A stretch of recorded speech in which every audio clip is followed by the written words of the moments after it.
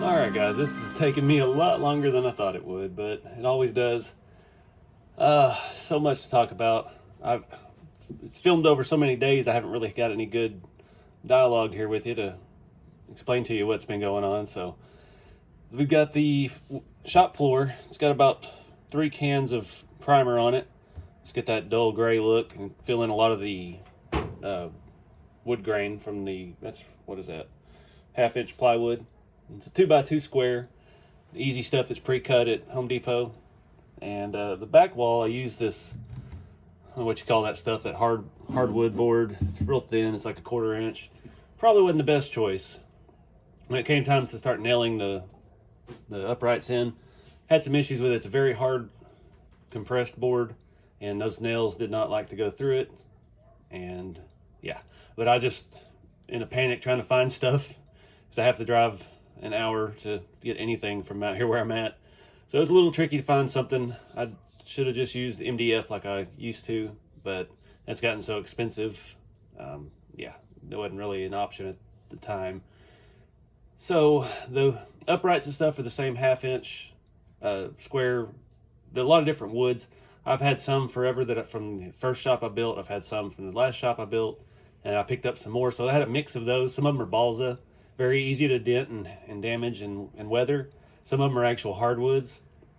Some of them are pine, and a little bit more work to put all these nicks and stuff in them. I have all this other stuff. It's where I'm stuck right now. I was trying to start cutting cross beams, so I don't have a good way to cut this as precise as I need right now. All I have is a circular saw.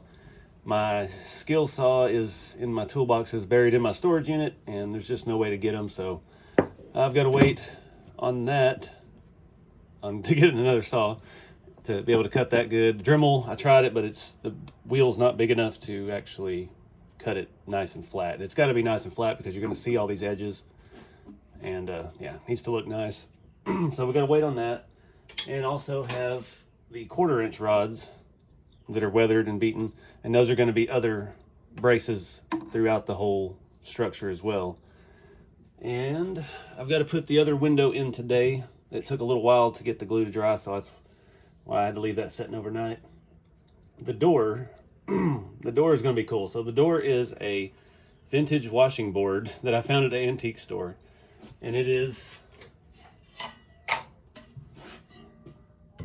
actual corrugated metal. And I've got a plan for that. I'm not going to tell you too much yet, but it's not going to be a roll-up door. I'll just put it that way. I've been sourcing stuff for a little bit to make this happen. It is going to actually move, and it's a 60-year-old piece of metal, so it already has the right look to it. It was perfect. It was hiding in a window of an antique shop.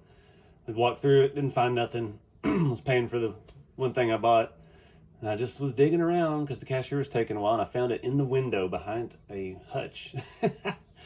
So he saw me tear that apart, get that tin out of there, and I'm pretty excited with the look of it. Couldn't use any of the cardboard stuff that looks like corrugated tin. I just can't do fake stuff. I love the textures of all this vintage stuff. It goes with the theme of the shop. It goes with the rat rods and stuff we put in it. So the door's gonna come in part 2. I'll leave that out for now. The windows were dollhouse, and these were the cheapest ones I could find on eBay. They're double. They're bigger than the ones I've used in my other shop, and they were like $8 a piece. Real nice. Just glue those in. I've already cut all the holes and everything. The Flex sand in the windows, and I just stain over the whole thing and just wipe it, and you get that I kind of get that really dingy old look. And these were the cheapest ones, so they don't slide up and down as well as some of the other ones I've had. And some of the wood's peeling off, and they're crooked in the frame, so it's a nice vintage look. So I'm gonna do that here after this video, get that in and drying. What else? So I've also routed some conduit. I had it in because I thought it wouldn't stay. I don't have my drill bit, so I couldn't drill the right size hole.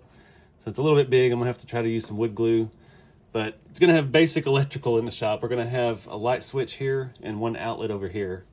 So not the best power situation, but that's 1/4 inch steel rod. Same stuff I get at Home Depot. It's not anything special. The only thing that rod has set in my storage and in my shop and in my garage for months and months, so it was rusted over, and I just lightly sanded it down, try to keep that galvanized look, but there is a lot of deep rust on it, and I think it's gonna look pretty good.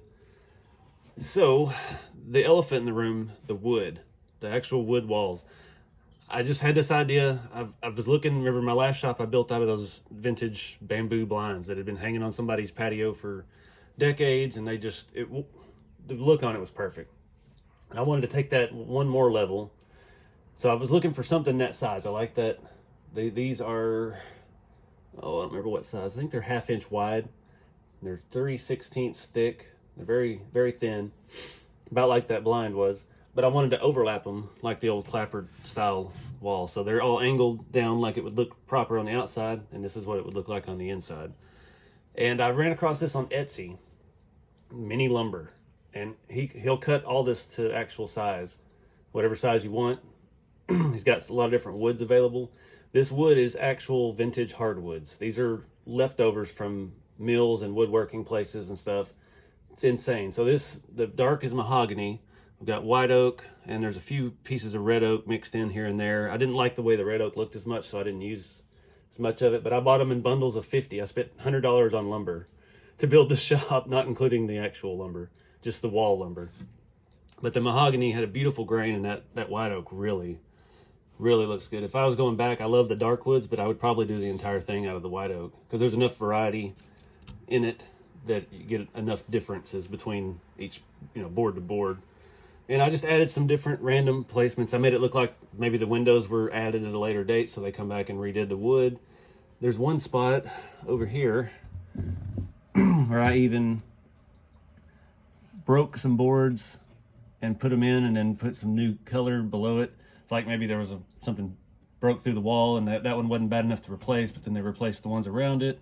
Just trying to keep it random. This one, looking back, I did 3 there, 2 there. I probably should have unevened that out a little bit, but oh well. Still random, but not completely random. So still got a lot of work to do. The door mechanism is going to be a little bit of work. We've got to mount. I do have, again, the light switch and a power outlet, a little four-way box. And then I do have my scale accessories from my big shop out here, but I just can't get the big shop here because there's just nowhere to put it, and I can't leave it out. So the walls are 18 inches and the door on my camper is 19. So I ought to be able to get this into the camper, and we can film reviews and stuff inside of this shop once we get it set up. But I'm gonna wrap this one up, guys. Oh, let me show you one more thing in case anybody asks.